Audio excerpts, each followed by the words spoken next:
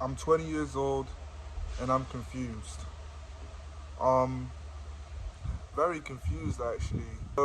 Recently I've just been confused as to who I'm trying to be in this life, the type of man I'm trying to be in this life, and the type of goals that I'm trying to actually pursue, and the reasons behind why I'm trying to pursue them goals. Don't get it twisted. Like, I know I want to become an NBA player. I know I want to have my own family when I grow up. I want to have a wife that's going to be by my side till death do us part. I know I want to travel the world, and I know that most importantly, I just want to be a good, faithful servant to the Lord Jesus Christ. Um, but recently, I've been trying to figure out the reasons why I want these things, and that's where the confusion's kind of coming in.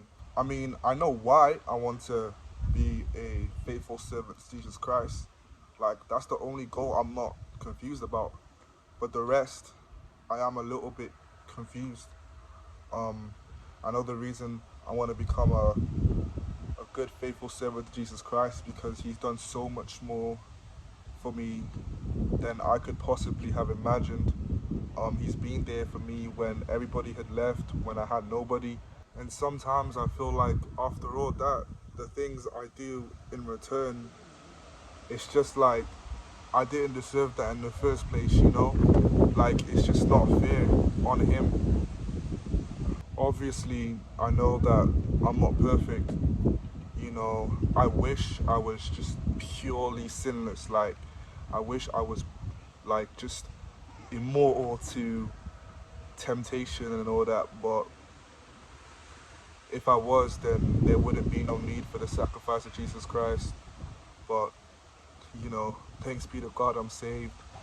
And I'm ever grateful for that. And I owe Him my life. But back to the confused part. I was confused on why I wanted all these things in life. Why did I want to become an NBA player? Why did I want a wife that's going to stay by my side till death do us part? Why did I want to travel the world? And at first, I realized I was chasing all these goals for the wrong reason. Um, I was chasing them with vanity in my heart, with fear in my heart. I wanted the glory, um, and the rush, the temporary pleasures that comes from all these things, and it got me nowhere. In the end, it got me nowhere. Um, but I feel like these past few months, God has been revealing to me the reason as to why I actually want those things and the steps that I need to achieve those things. I realized that if you don't have God at the center of all the goals that you're trying to chase, then they're useless. Then there's no point in achieving those goals or chasing those goals in the first place. It's God that gives those goals a purpose, and it's God that gives those goals a meaning and a passion for you to chase. Why did I want to become an NBA player? Did I want the fame and the money that comes with it? That's a question I used to ask myself a lot. But now I realize that the reason I want to become an NBA player, ever since I started walking with Christ, is purely for His glory. Is to use the talents that I've been given and maximize them. The NBA is the highest level of basketball in the world.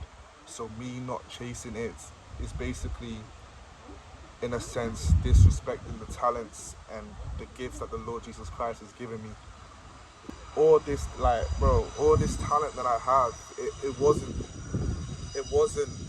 me. It was never me. The Lord had a plan for these talents that He gave me from the start.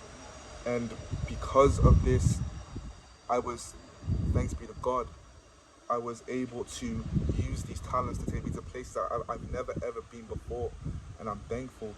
Um, but I realized that as I go up in the ladder, I can't let these things get to my head, because I feel like a lot of people, once they get what God, blessed them with, they forget all about God, and they try to act like they did it all by themselves.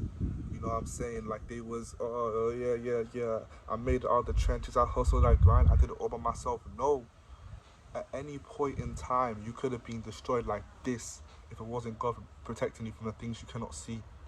And I realized there are so many times that we could have died. Something bad could have happened to us, but we never ever, you know, really thought about that. We just lived life. We just took life for granted, as if we're entitled to where we are right now. And it's stupid. It is stupid. I beg you, ask God how many times you could have died, or you could have been seriously injured, or something bad could have happened to your family members, and how many times He's protected you from all of that. Ask Him that, and I pray that you get an answer, because I got my answer. The question is though, now that I know what I want to achieve and the type of man that I have to be to achieve those things, how come I'm still doing the things I don't want to do? How come I'm still going to bed late? How come I'm still eating badly, not listening to God's commandments? How come I'm still not spending time in my Bible and in my word?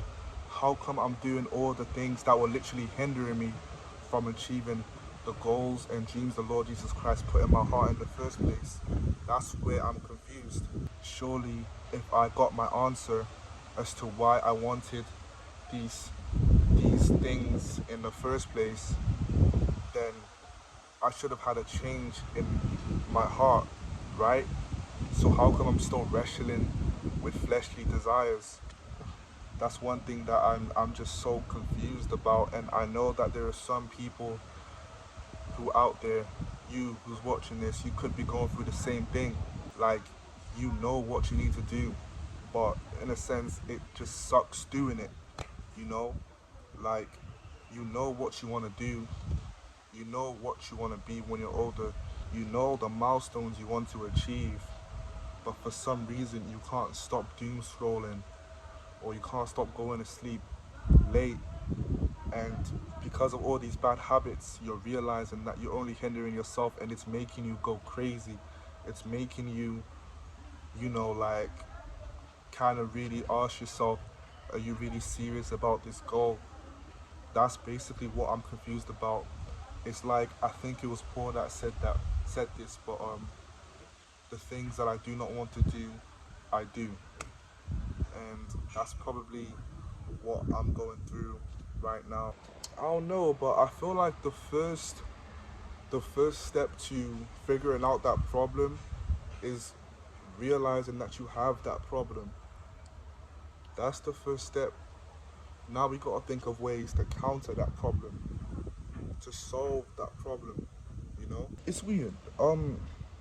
Also, like, I struggle with consistency as well. Like, I have all these ideas, but I struggle with consistency and a schedule and all that. Like, even this YouTube video that I'm about to post right now, like, I'm even wondering, will I ever post another YouTube video again? Like, is this just gonna be one of them YouTube channels where I post one video, I have that motivation to post one video, and then you don't see me for another, what, 6, 7 months? Nah, I'm playing. But yeah, like, it's just consistency. Like, imagine how much better life would be for us if we had just went to bed earlier, if we had just been consistent, if we were just in our word, if we had just did the things the Lord Jesus Christ told us to do. Life would be so much easier. But it's just not as simple as that, because you still got this flesh, you know you still got this flesh to deal with, and it sucks. But one day we won't have to deal with this flesh. We'll be with our Father. That will be the truly most happiest day of my life when that happens. If that makes sense. Truly most happiest day of my life. The most true. Sorry, I don't think that makes sense. But you get what I'm talking about. Let us figure out what we're trying to be. And let us figure out why we're trying to be that. And let us figure out the steps to becoming that. Let us figure these things out, because that's what gives life true meaning. Figuring all these things out. Let us grow with Jesus Christ. Let us allow Jesus Christ to help us figure these things out instead of trying to figure it out all by ourselves. Let us not lean on our own understanding. Let us trust in the Lord. Thank you.